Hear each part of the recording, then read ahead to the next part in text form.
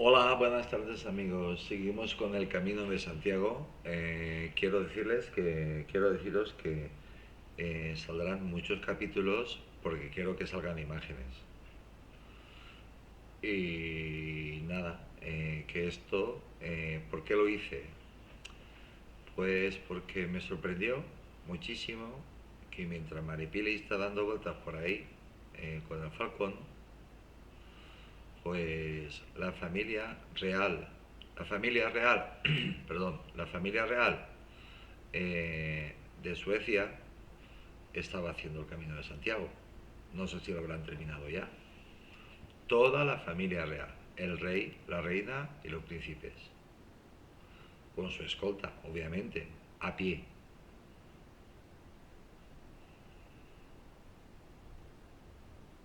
Al día siguiente o por la tarde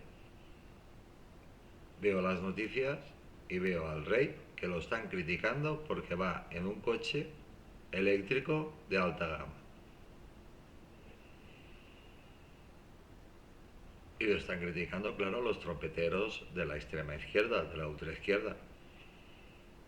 Entonces, ¿a qué jugamos aquí? Después me veo una, un youtuber o alguien, porque creo que no era en YouTube, no sé qué red social, no sé si sería en el Facebook, pues me veo un señor explicando el tema de los coches eléctricos y de los coches normales, sobre la contaminación o no contaminación. El hombre explicaba que para llegar donde él había llegado con su coche normal, a gasolina o a gasoil, un coche de 30, un coche que puede ser histórico, de 31 años, pues resulta que ni el coche ni que histórico teóricamente puede entrar, porque es histórico, porque ya es muy viejo, pues tampoco puede entrar. Pero para llegar donde había llegado, había hecho una vuelta, había tenido que dar una vuelta, se conocía perfectamente Madrid, estaba explicando el recorrido que había dado de 30 kilómetros.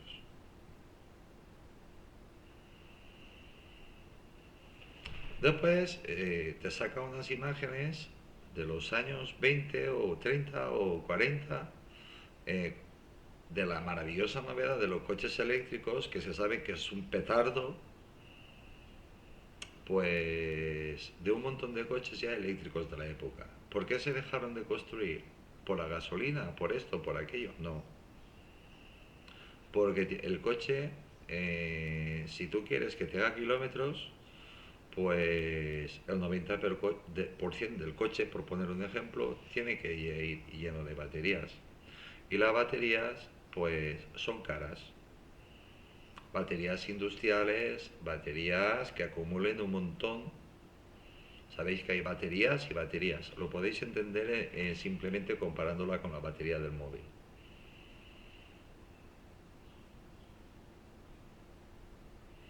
Entonces hay baterías y baterías. Las que más acumulan, pues son más caras. Pero es que la historia es que, aparte de que son carísimas, cada X tiempo la batería, como todo el mundo sabéis, pues se tienen que cambiar. Por eso se dejaron de construir los coches eléctricos. Y bueno, mientras Maripili arriba y abajo con el Falcon, contaminando, porque eso sí que contamina, pues los reyes de Suecia haciendo el Camino de Santiago a pie. Los reyes de España, como una familia normal y corriente, en Pascua, en Semana Santa, viendo la procesión de no sé qué santo en Madrid. Protección llevaban, la seguridad la llevaban,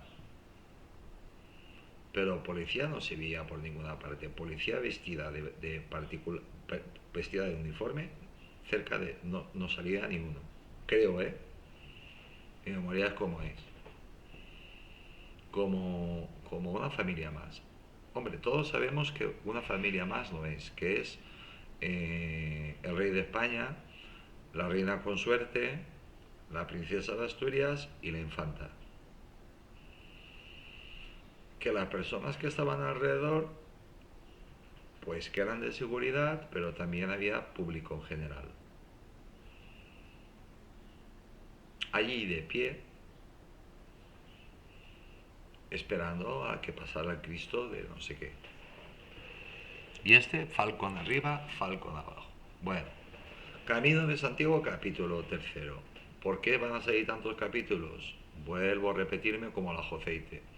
Porque quiero que salgan muchas imágenes, ya que no las sé colgar, pues por la medicación, pues ya que no las sé colgar, pues y voy a intentar que salgan pues 5 10 los capítulos que sean, posiblemente intercale alguno entre medio para no aburrir demasiado, pero cuando los que aguantéis toda la serie esta, vais a ser auténticos expertos en el Camino de Santiago. Yo tengo que reconocer que he aprendido muchísimo, y mirad que yo pensaba que sabía mucho del camino, mucho, del Camino de Santiago, del camino. Pensaba que sabía, que conocía mucho, y he descubierto que no conocía nada. La peregrinación al Límine, la COBI, a lo largo de la historia, inicios del siglo IX al X. Alfonso II de Asturias. Durante su reinado se descubrió la tumba apostólica. Se le considera el primer peregrino, ya que cuando recibió la noticia se desplazó desde Oviedo para visitarla. La peregrinación a la tumba de Santiago surgió de manera espontánea sin que las autoridades civiles o eclesiásticas participasen en su promoción u organización, hasta ya entrado el siglo XI, cuando el fenómeno jacobeo se había consolidado. Vamos, que los cristianos de toda Europa se enteraron que en Santiago estaba la tumba del apóstol Santiago, y ellos mismos fueron los que iniciaron el camino. Ellos fueron los que realizaron el camino. ¿Cuántos caminos hay? Pues si somos 8.000 millones de personas en el planeta Tierra, pues 8.000 caminos. Se tiene a Alfonso II como el primer peregrino, ya que partió de Oviedo hacia el año 825 con su corte para visitar la tumba cuando ésta fue descubierta.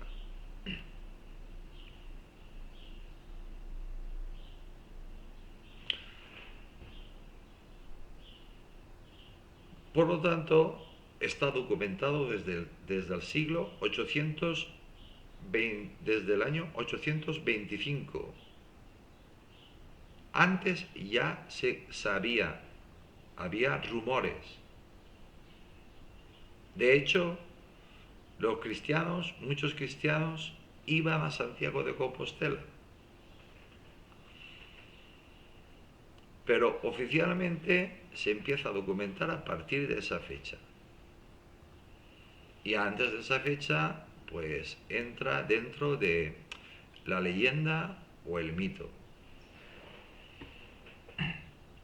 El culto al apóstol se extendió pronto dentro de la población cristiana de la península, y pocas décadas después del hallazgo del sepulcro, este hecho fue recogido en los martirologios y difundido en la Europa cristiana occidental. Aquello fue, pues digamos que la noticia de la Baja Edad Media. Baja Edad Media. La noticia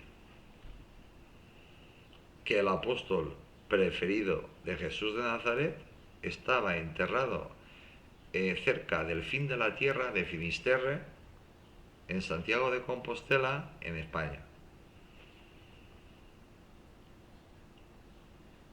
Cosa que muchos cristianos ya lo sabían, pero se popularizó. Se instaló una comunidad de monjes en el lugar y no tardó en surgir una población estable. Se conoció como Locus Sancti Jacobi, la antecesora de la actual Compostela.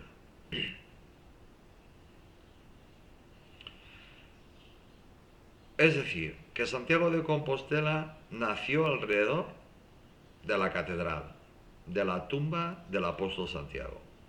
Esta fue objeto de un ataque por los vikingos en el 858, quienes la pusieron bajo asedio, aunque finalmente fueron rechazados por tropas asturianas. Y aquí, pues, quiero hacer un comentario. Sabéis que hay una película muy buena, una serie muy buena, que se llama Vikingos. Eh, bueno, los vikingos es verdad que llegaron a un montón de sitios, pero también es verdad que, que eran grandes luchadores, que eran muy atrevidos, muy osados, muy valientes y que no tenían nada de miedo de morir. Eso es lo que les hacía fuertes. Pero también es verdad que no era el mismo luchar en las islitas británicas que luchar en la vieja Europa. Aunque es verdad que tomaron París, es verdad que conquistaron esto, es verdad que... Pero los vikingos descubrieron que cuando más se adentraban en el mar Mediterráneo, más derrotas sufrían. Y aparte sufrían severas derrotas. Que lo que ellos se acostumbraban a hacer, que era esclavizar a gente, a ellos no los mataban, los esclavizaban. Los esclavizaban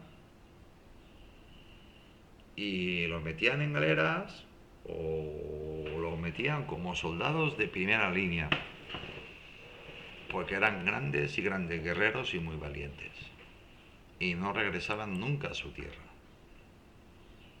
Así que cuidadín, cuidadín. Hay un fragmento de esa serie que pasa uno de los protagonistas de la serie, del hijo de lo que hace de protagonista de la serie, que está teóricamente está basado en hechos reales, que cuando pasa por el Andaluz se da cuenta que aquello es otra historia, que están muchísimo más avanzados y ellos ahí ni entran, ni atacan, ni nada. ¿Por qué? Porque no eran tontos los vikingos. Porque sabían que iban a ser simplemente derrotados y hechos esclavos.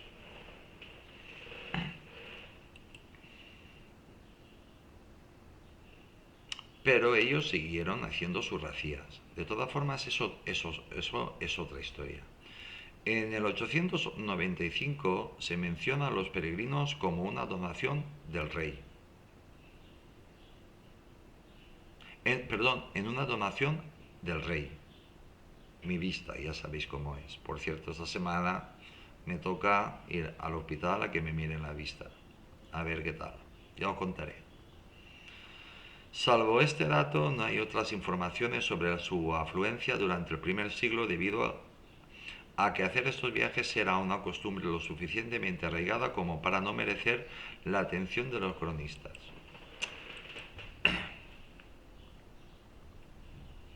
Aquí lo dicen todo en este párrafo. Ya estaba arraigado, tan arraigado cuando oficialmente se descubrió la peregrinación a la tumba de Santiago, que los cronistas lo veían tan normal que apenas lo documentaron. Solo cuando la persona tenía cierta relevancia social podía quedar alguna reseña sobre su viaje y por lo general estas eran indirectas. O tenía que ser una persona, pues un doble o un cardenal o un obispo o un rey o alguien muy importante para que los cronistas se dignaran a hacer una nota marginal en la historia, en sus escritos, en los que nos ha llegado. Ya en el siglo X comenzó el interés por visitar la tumba en los territorios allende de los Pirineos. Y en la primera década, desde la población de Tours, perdón, timbre. Bueno, vamos a ver cómo van las interrupciones. Os tengo que confesar una cosa, aprovechando de esta primera interrupción. Ayer lo tuve que dejar porque no había manera. O era el teléfono o era el timbre, o era el teléfono o era el timbre, o era el teléfono o era el timbre. Eh, Increíble.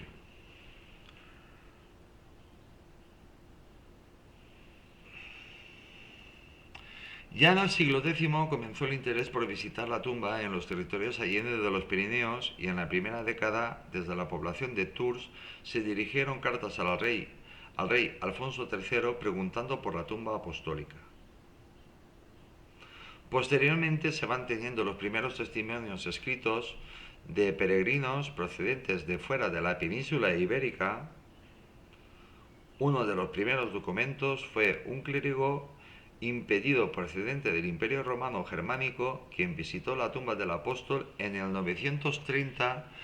En 950 fue Gontescalco, obispo francés de Le Puy, quien realizó la peregrinación. En 1959 lo hizo el abad de Santa Cecilia de Montserrat. En 1961, el conde de Gotha y una de las personalidades eclesiásticas más importantes de Francia, el arzobispo de Reims. Entonces sí que empezaron ya a, a escribir crónicas sobre el camino.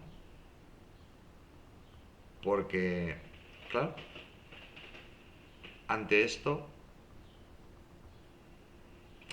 los cristianos normales y corrientes que acudían, ni mu. Pero para que acudieran estas personalidades, pues imaginad la cantidad de personas que llegaban de todas partes de Europa. De España también, pero menos. El proceso de reconquista conoció un importante impulso durante este periodo.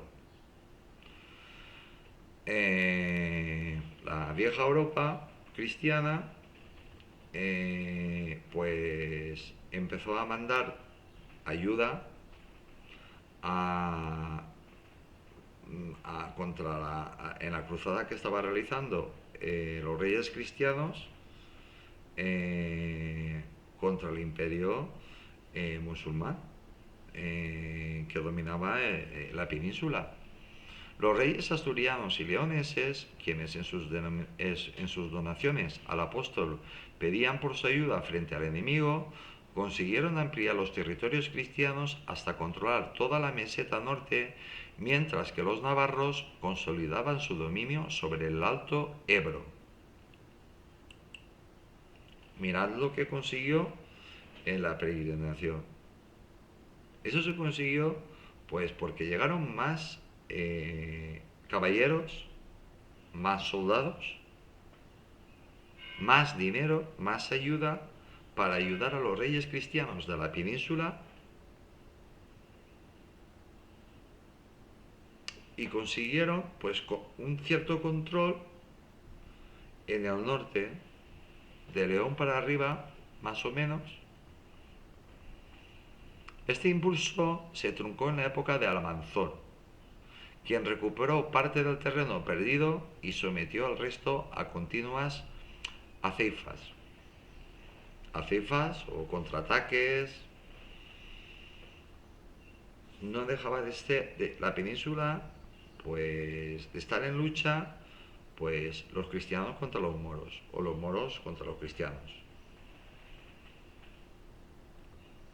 Y Almanzor, que era musulmán, un gran guerrero musulmán, pues llegó hasta allá. El caudillo musulmán arrasó finalmente Compostela en el 997, aunque no logró que cesaran las peregrinaciones. Ni aun estando los musulmanes por esas tierras, los cristianos de Europa y de España, pero sobre todo de Europa, seguían haciendo el camino su peregrinación.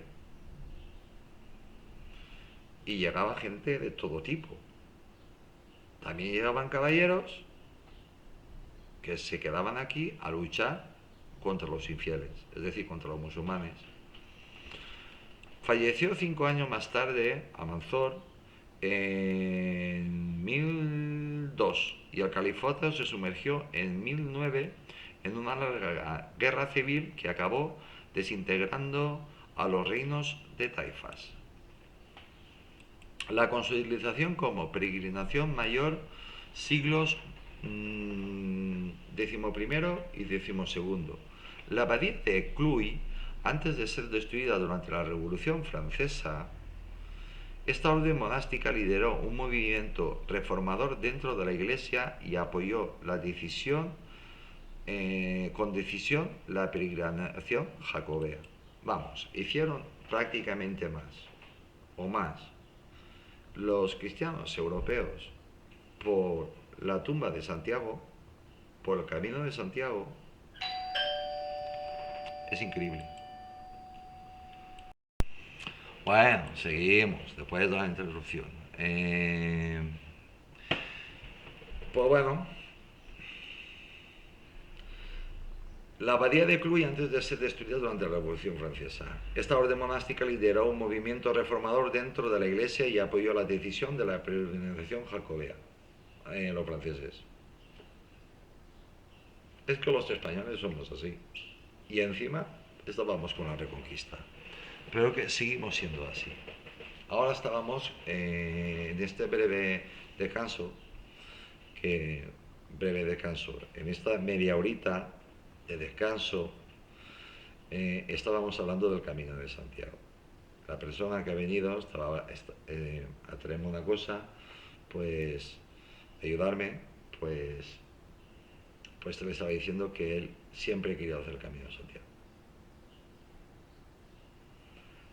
Y dice que, bueno, estábamos comentando y dice que está saturado, que él no lo ha hecho, pero que su hermana lo hizo el año pasado y que dice que está saturado, que más gente no cabe. Yo he dicho, pero eso ya pasaba, digo, porque lo estoy haciendo y le estaba diciendo los siglos, digo, eso ya pasaba en aquella época. Y nada, y que todo el mundo conoce el camino. En fin, seguimos con el tema. Esta orden monástica lideró, la abadía de Cluny antes de ser destruida durante la Revolución Francesa. Y el maldito vicio que tenemos de destruir, pues cosas históricas, o monumentos religiosos, o porque a ti no te guste, o por lo que sea. Es alucinante. Es alucinante. Vamos a ver. Voy a contar otra cosita. Aquí hay una señora que la quieren hacer beata.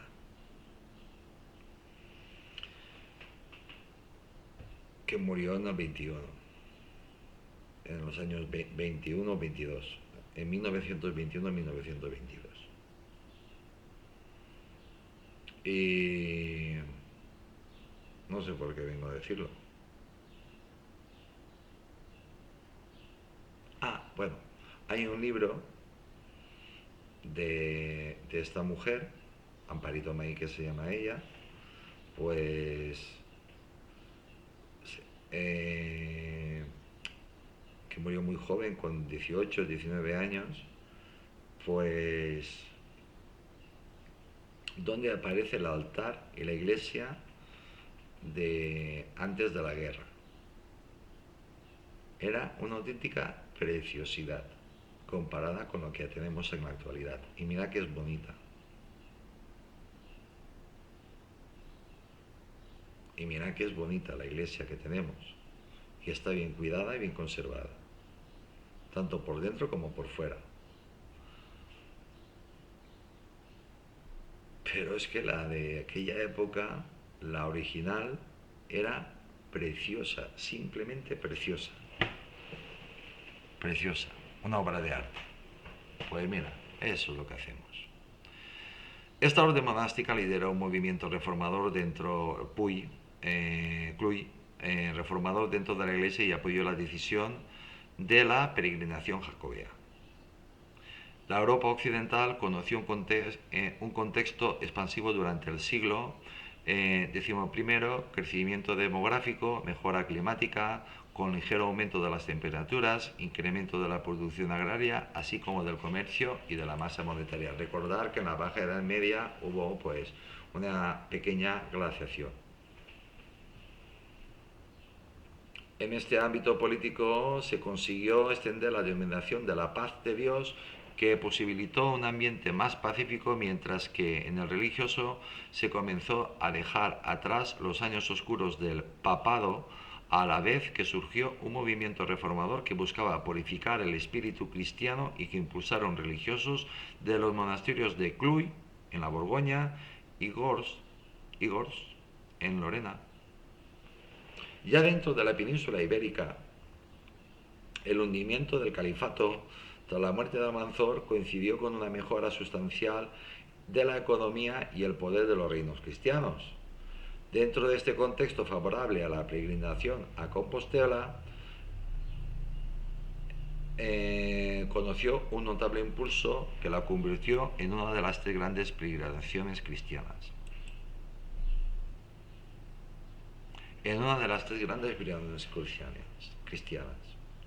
Tan grande que es superior a la peregrinación de la propia Roma, del propio Vaticano.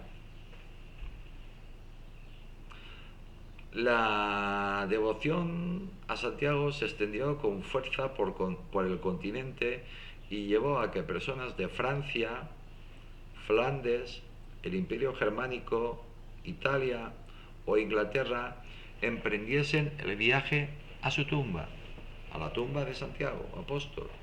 Como consecuencia de este fenómeno, la Iglesia compostelana adquirió una riqueza y poder que se vieron con recelo desde Roma, que a pesar de otorgar el carácter de metropolitana, no admitió su supremacía en la península, manteniéndola a la toledana.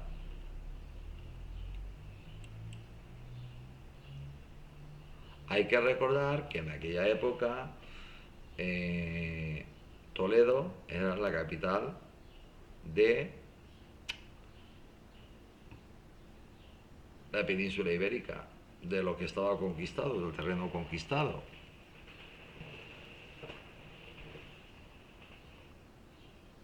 Pero a nivel cristiano, pues siempre ha estado el debate de dónde tenía que estar la cabeza de la Iglesia de España, si en Toledo o en Santiago. De todas formas, si tú eres arzobispo de Santiago, seguro que vas a ser el que mande de todos los obispos de España, más tarde o más temprano.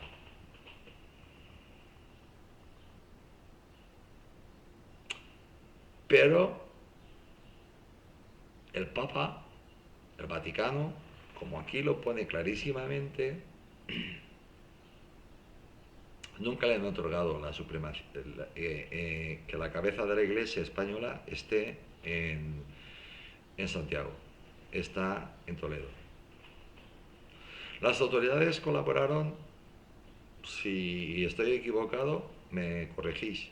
Las autoridades colaboraron con este fenómeno popular y establecieron normas para proteger a los peregrinos. Había que proteger a los peregrinos porque, entre otras cosas, de ahí entraban caballeros que se ponían a luchar inmediatamente al lado de los reyes cristianos. Entraban reyes que dejaban a soldados para seguir con la lucha, con la cruzada, y entraba un montón de dinero. Los peregrinos llevaban dinero y eso era una fuente de riqueza. Y recordar que en aquella época, para cruzar de un reino a otro, de una provincia a otra o de un sitio a otro, pues había fronteras que se pagaban. Así que era una fuente de riqueza. En 1113 Galmírez prohibió prenderlos y en 1114 el Concilio de León les dio libertad para circular por el reino. Con el dinero que portaban para sufragar su viaje, lo hacía objetivo de nobles y salteadores. El Concilio de Letrán estableció a nivel europeo en 1123 la excomunión para quien les robase.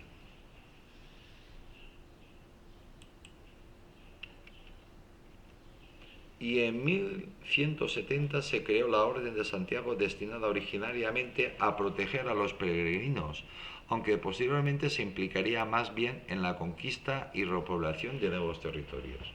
Pero la Orden de Santiago se creó principalmente para proteger a los peregrinos, a los que hacían el camino de Santiago, tanto cuando venían que cuando regresaban a sus respectivos países. Pendón de la Orden de Santiago, creada originariamente para defender a los peregrinos. Es un pendón, una imagen preciosa. En cuanto a la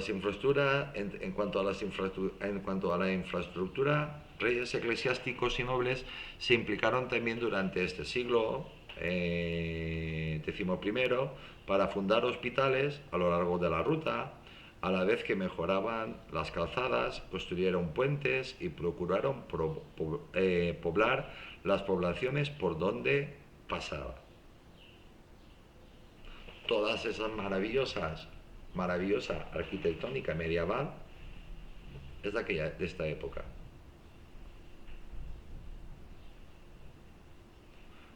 Y todas las ciudades, todas las poblaciones por las que se cruzan, se crearon, muchas se crearon, otras se repoblaron por el camino. Por el camino, ¿eh? Ya en las décadas finales fueron Alfonso VI en Castilla, León y Galicia, a la vez que Sancho Ramírez en Pamplona y Aragón, los que desarrollaron una decidida labor por mejorar el tránsito de los peregrinos. Había que mejorar aquello y lo iban mejorando y acondicionando. Hospitales, pues porque enfermaban, el tiempo era más frío,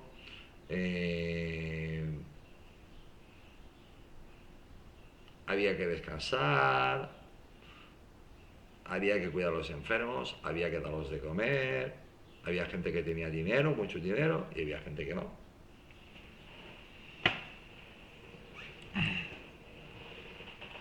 Alfonso suprimió postazgos, creó hospitales en Montecabrero y Burgos, protegió la labor de Domingo de la Calzada, incorporó el monasterio de Nájera a la Orden de Cluy e instaló a agentes de Francia en varias poblaciones del camino.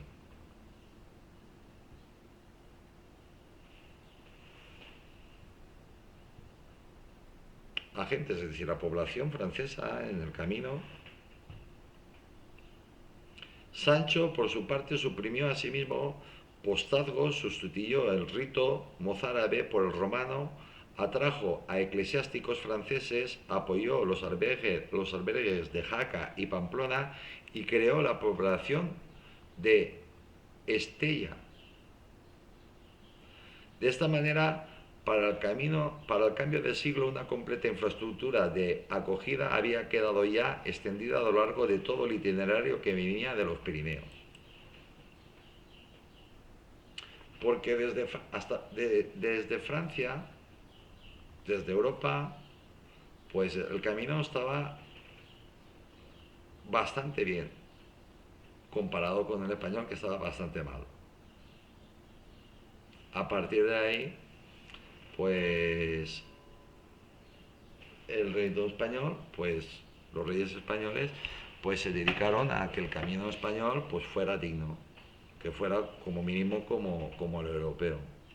Uno de los hospitales, el de Santa Cristina en Somport, será considerado a mediados del siglo siguiente como uno de los tres más importantes de la cristiandad, siendo los otros dos el de Montjuïc, usado por los que peregrinaban a Roma, y el de Jerusalén por los que lo hacían a Tierra Santa.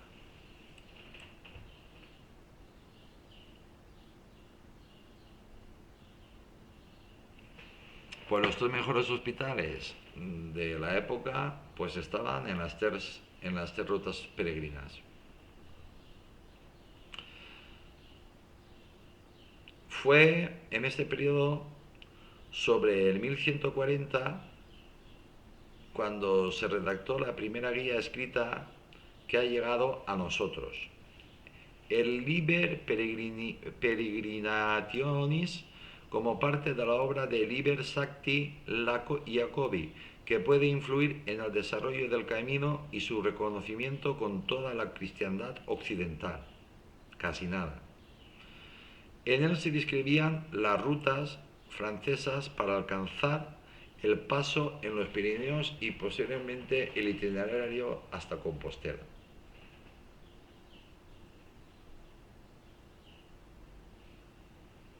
Pues nada, hasta aquí. Pues el camino es un camino al interior de uno mismo.